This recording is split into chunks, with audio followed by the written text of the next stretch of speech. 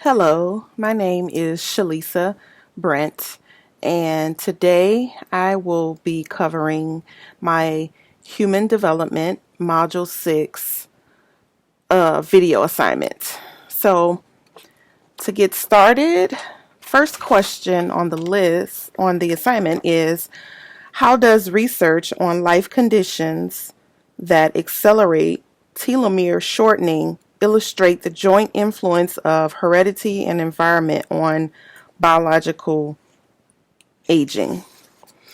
So this question was a little confusing to me, but what I gathered from the reading was that our bodies have a special type of DNA called telomeres, and they are at the end of our chromosomes that regulate how cells in our bodies age. And so each time that these cells divide, telomeres get shorter, thus causing some of the aging, some of the things to happen to your body that when you age, such as flexibility and movement. Those things lessen when your telomeres are shortened. So that is the explanation that I came to from reading the text. Next is, why are people in committed relationships likely to be more sexually active and satisfied than those who are dating several partners? And I tried to answer this question purely from the book and, from the research that I gathered, and not from a personal standpoint. But what I gathered is people in committed relationships are more satisfied because of the level of love that their relationship has reached. For instance, when newlyweds or new couples get together, their love is more of a passionate love.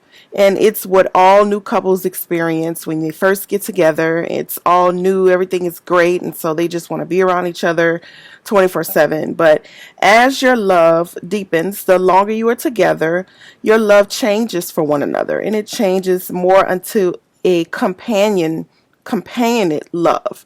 And that is a love where you form a bond with the person. Excuse me. Where you form a bond with the person that you've been with. Single people don't have the opportunity of doing that because they usually have fleeting encounters with people, and that doesn't produce any type of love that, I just mentioned, the passionate or companionate love.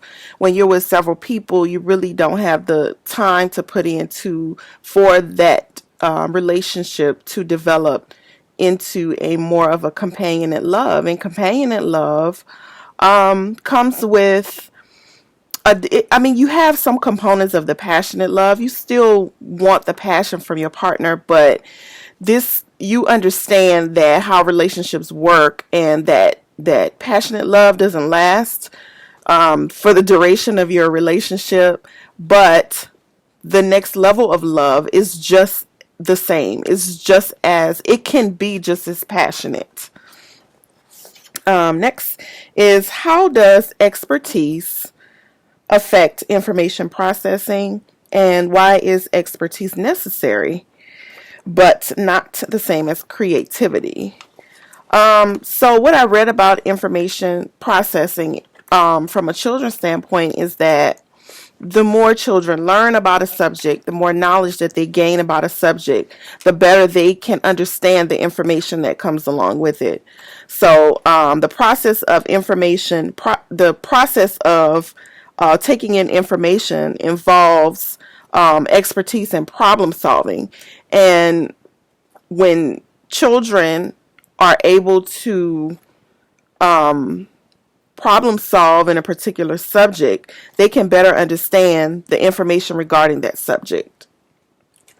Next is, what student and college environment characteristics contribute to favorable psychological changes during the college years? So the college years, this is another question that I answered purely, from the book, and try not to answer just from personal experience, although my personal experience aligned with much of what the text said. So, and that is, during college years, you are exposed to a lot of different material. You're exposed to a lot of different people. And so those years are transforming years into becoming an adult. It is a time of adult development because it gives young people a platform to discover and explore various ideas and theories. During college, students are exposed to different types of literature, history, and performing arts. So as a result, they become more aware of societal issues, which would cause pretty much anyone to change. Once you've been exposed to things, you can't go back to, it changes you. And then lastly, or did I skip a question? No. The next question is, what cultural changes have led to the emergence of the period known as emerging adulthood? The appearance of emerging adulthood has changed for several reasons, which involve how culture has changed so rapidly.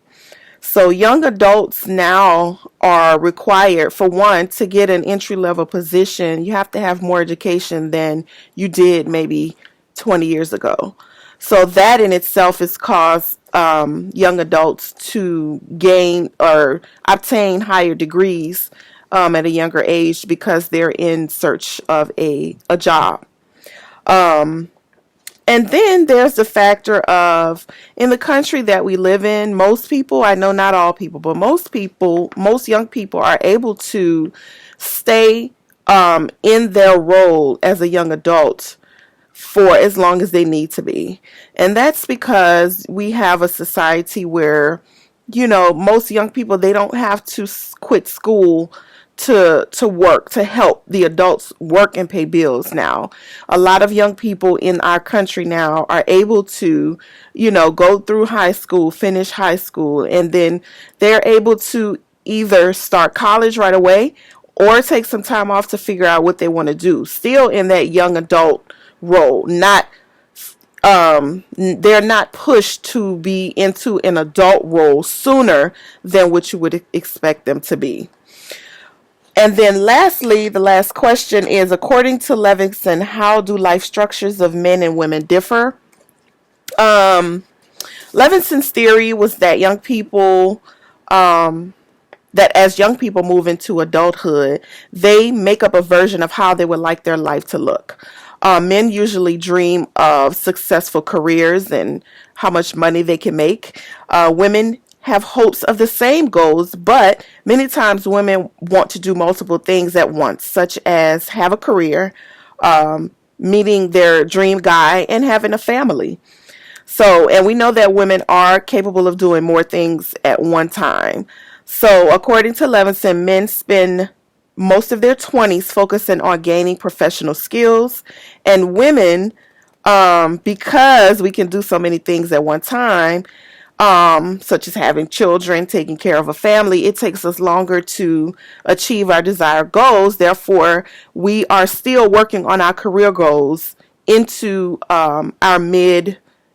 mid-age range. And there you have it. I hope you have enjoyed my presentation.